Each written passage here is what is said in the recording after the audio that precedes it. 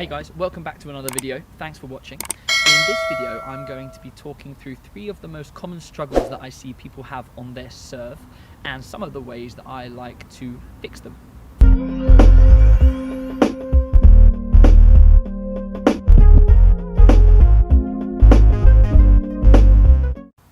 As always, my aim with these videos is to help tennis players, tennis parents, and also tennis coaches to get as much as they can from the sport.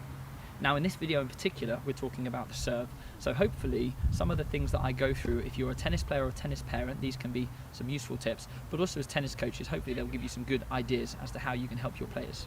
Let's get into the first struggle, and it is an inconsistent ball toss. Now, the nice thing about the serve is it's the one shot in tennis that you have full control over. You don't have an opponent at the other end trying to move you out of position. You have full control over what this ball does before you make contact with it. If you can have a consistent ball toss where the ball is always in the same place, up in front of you all the time when you throw it, it's going to allow you to have a lot more consistency with your serve. If you picture it like this, playing golf, the ball is on the floor, it's in the same position every single time you step up to tee off. Now in that situation, you are able to continue with the same swing shape every single time and have a good connection.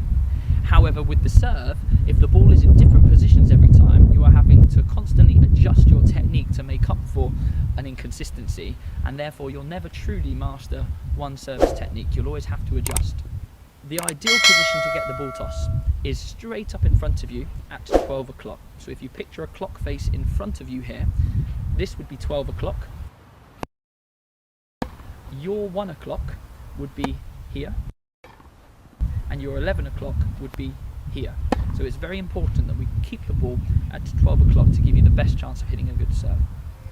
The height of the ball really depends on how tall you are, but a good indication is if you reach your racket up as high as you can, you want the tennis ball to go slightly above how high you can reach, because naturally as you hit the ball is going to drop ever so slightly before you make contact with the ball. So some of the reasons why people have inconsistent ball tosses, it could be down to the way that you hold the tennis ball. Now, the best way to hold the tennis ball to throw the ball up is just to place the ball at the end of your fingertips and rest your thumb in here. You don't want to be gripping the ball too tight. Rest the ball here to throw the ball up. You want your arm to be pretty straight, because as soon as you bend from your elbow, there's a risk that the ball can go behind you or could end up too far in front as well. So keeping a straight arm is very important. Now, one of the best practices and one of the most successful ways of getting the ball toss to go straight is by simply throwing the ball up and trying to avoid the ball from turning. Okay, so we're limiting the amount of spin the ball has. Now, you'll see lots of professional tennis players throw the ball up and the ball does turn. The reason they can get away with that is because they've practiced that ball toss so many times that they have perfect accuracy every single time. But as players that don't practice the serve quite as much as professional tennis players, if we can take the spin out of the ball can only go in one direction, and it's up from your placement. So I'll do a few here. So watch the ball. I'm trying to place the ball up. You can see there that the ball was turning very, very slowly as opposed to spinning like so. Okay, so watch again. We're trying to place the ball up, limiting the amount of spin that the ball has on it. Now, it's always good to practice skills like this with the full action. If you really find it tough, just do the throw first, but soon we want to introduce the take back as well, because if you only practice this action, as soon as the racket comes into play, it can throw you into different positions. Okay, so we'll go the same again. I'm going to place the ball without spin, place, and hit. And again. So I'm just going to place the ball up in front of me without spinning. And you can see there that the ball toss stays in front at 12 o'clock, giving me a good chance to get a good contact. Another exercise that can help you to avoid bending your elbow and using your wrist to throw the ball up is quite an odd one, but a good practice, and it's called the Coke can. Now, I want you to imagine you're holding a can of Coke in your hand, and you're going to place the tennis ball on top of your hand, like so. Now, what this does is it forces you to keep your elbow straight and your wrist in a solid position rather than using your wrist to flick the ball or using your elbow like so. So you're going to place the ball on the Coke can, and you're simply going to toss the ball up and hit. And again, it's quite challenging. So you're going to push the ball up, push, and hit. Give that one a try. It's quite challenging, but like I said, it helps to force your elbow and your wrist to stay nice and still through the throwing action. Another way to improve the consistency of your ball toss is to try to make sure that the ball stays in front of your body rather than going behind you or too far in front. And a good way to do this is by using a wall or a fence like I've got here. And you're going to set yourself up sideways on as if you're going to serve in that direction with your ball toss arm just away from the fence. So you don't want to be touching the fence, you don't want to be too far away. So just kind of in line with the fence here. And what I'm going to do is I'm going to toss the ball up, and my aim is to trap the ball with a nice straight arm in front of my body. Okay, so I'm going to do a half serve action here. So we're going to place the ball up and trap. And again, up and trap. Now, if you throw the ball behind you, you won't be able to trap the ball. It'll be very, very difficult. And if you throw the ball too far in front, the ball won't go upwards. So a really good one, up and trap. A good one for kids, but it's definitely good for players who find it really tough to control the depth of the throw, how far forwards and how far back it is. Moving on to the second most common struggle that I see on the serve, and it's getting into a poor pre-throw position. Now what I mean by that is when you're setting up for your serve, some coaches call it the trophy position. When you get to the back of the swing here before you launch the hitting action, you get into this position here. Now the ideal position is somewhere around 90 degrees with your elbow and 90 degrees under your armpit. This is the best way to throw and the best way to hit a serve. You don't want to be too tucked in or too straight. If you were to throw a tennis ball with your elbow tucked in, it wouldn't go very far. The same goes for with the serve. It's impinging on your motion, your range of movement. If your arm is too straight on the take back and too high, your racket is too close to the ball, so there's nowhere to generate power. Like I say, you want roughly a 90-degree angle at the back and under your armpit, just like a throwing action. When you see some professional tennis players play, sometimes it does look like their elbow drops down beneath that 90-degree angle.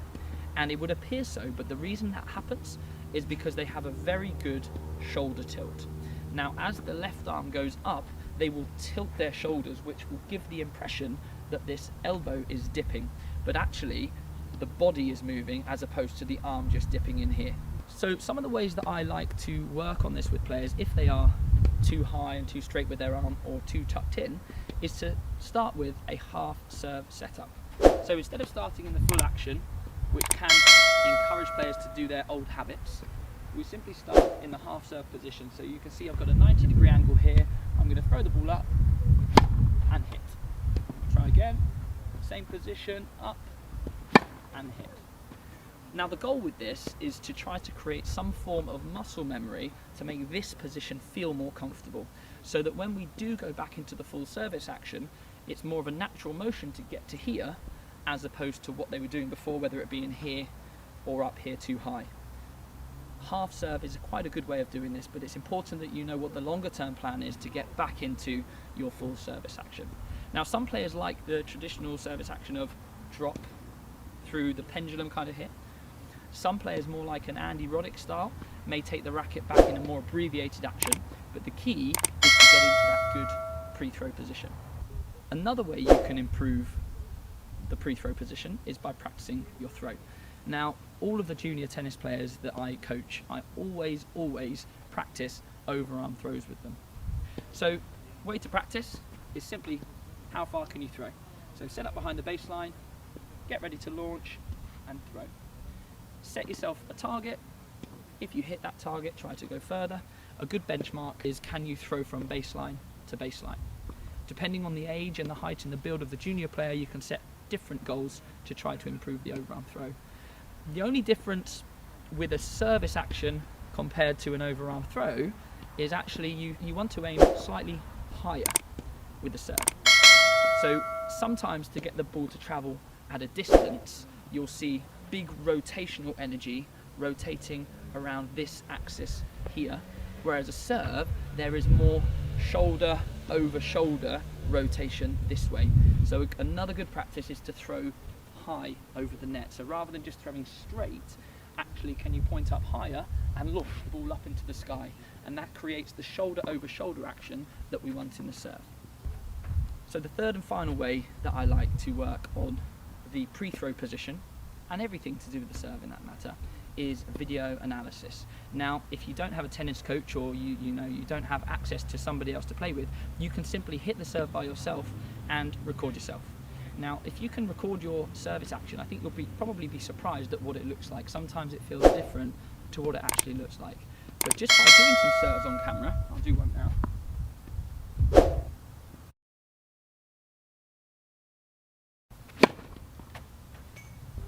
You can actually see the angle of the elbow and whether it's in the right place.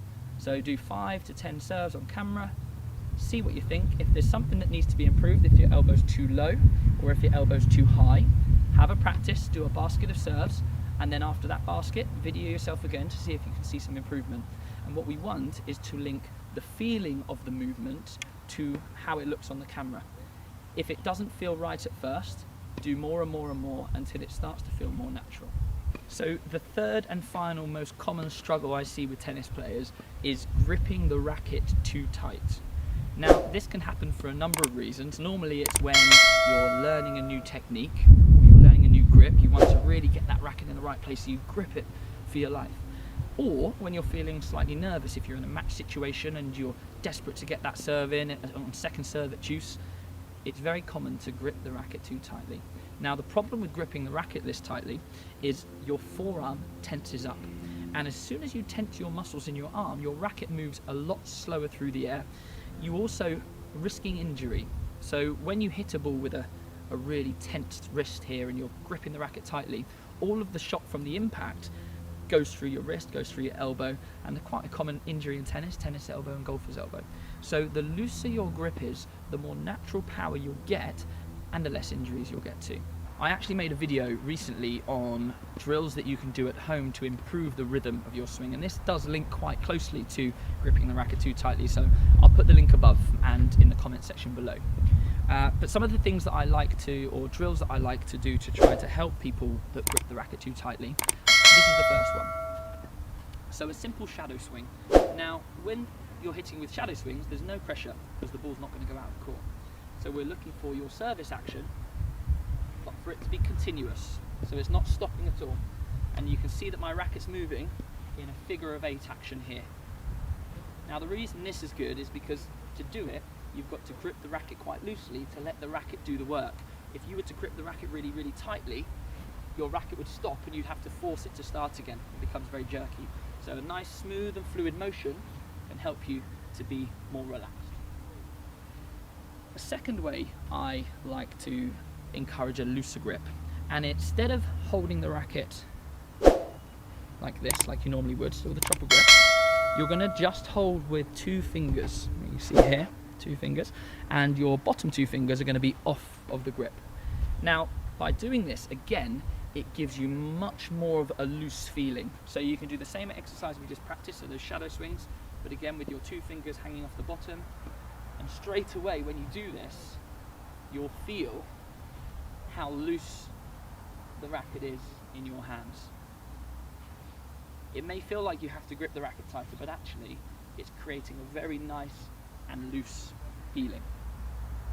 The third way I like to improve the looseness of the grip, sounds quite obvious, but it's to breathe out during the shot. People don't breathe enough through their strokes. When you see the pros play, the reason they're grunting is to exhale during impact. Now, when you exhale, the rest of your muscles in your body relax and loosen. Okay? If you hold your breath during a shot, you're more likely to grip the racket tightly. So when you're serving, try to breathe out during impact. A simple practice, just do some serves and blow out as you hit the ball.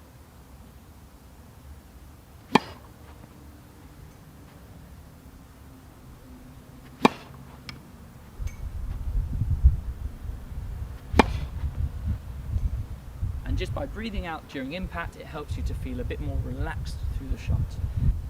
So there you go. They are 3 of the biggest struggles that I see people have on the serve. Of course, they're not the only struggles, there are plenty more. If you have come across a certain struggle on your serve and you don't know how to deal with it, put it in the comments below and I'll see if I can make a video for you. So to recap, the 3 biggest struggles that I see on the serve is an inconsistent ball toss, getting into a poor pre-throw position, maybe too tucked in or too straight, and actually gripping the racket too tightly. So in general, when you next go out onto the tennis court to serve, try to relax, try to breathe through the shot, don't overthink it, and if you do have a struggle, film yourself and have a look back, because you'll be quite surprised at how the serve looks compared to how it feels. And you'll definitely be able to help yourself, hopefully from this video, but some other videos that I put on as well. As I mentioned before, if you did like this video, please do hit that subscribe button, it massively helps. And if you do have any questions or any comments, please put them below, and I will hopefully see you soon. Take care.